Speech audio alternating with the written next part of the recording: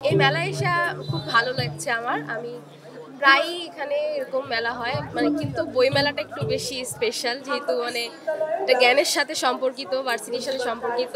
এরকম মেলা যেন আরো হয়, এটাই চাই। আর আমি স্পেসিফিক্যালি আসলে নন ফিকশন নিয়ে পছন্দ করি। আমি প্রতি বছর বই মেলায় যাই, বেশিরভাগ ক্ষেত্রে নন ফিকশনই আমার পড়া হয়। মেলায় এসে অনেক ভালো লাগছে। আমাদের এফবিএস এখানে মেলাতে হয়েছে, এখান থেকে আমরা অনেক কিছু শিখতে পারছি আর জানতে পারছি।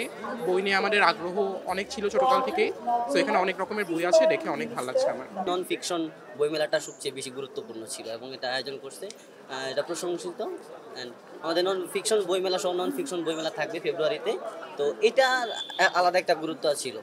নন ফিকশন সো এটা একদিকেই ডাইভার্টেড, সো নন ফিকশনও আমাদের লাইফে দরকার এবং নন ফিকশন বইয়ের মাধ্যমে নন ফিকশনগুলো যেহেতু লাইফ রিলেটেড, সো এটারও একটা গুরুত্বপূর্ণ আর কি তাৎপর্য বহন করতেছে। হচ্ছে আমরা প্রায় দেখি যে ফিকশন বইয়ের বই মেলা হয়, কিন্তু নন ফিকশন এই উদ্যোগটা নতুন মনে হচ্ছে আমার কাছে।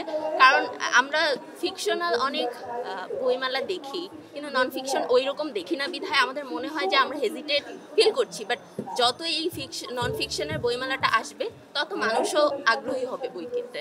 ছাত্র হিসেবে বই কিনতে আসছে, আমাদের অবশ্যই বাজেট, একটা লিমিটেড বাজেট থাকে। সেখানে যখন 25% ছাড় দেওয়া হবে, আমাদের পছন্দের বইগুলো আমরা কিনতে পারবো তখন। মানে এটাই আর কি রিয়েলিটি। সো তারপর এখানে আবার লটারির সুযোগ আছে, এটাও একটা অ্যাট্রাকশন কাজ করে অনেক সময়, যদি আমরা কোনো লটারি বাঁধে না তাও। সো আলটিমেটলি হ্যাঁ, ছাত্রদের জন্য অনেক ভালো একটা 25% ছাড় এটা।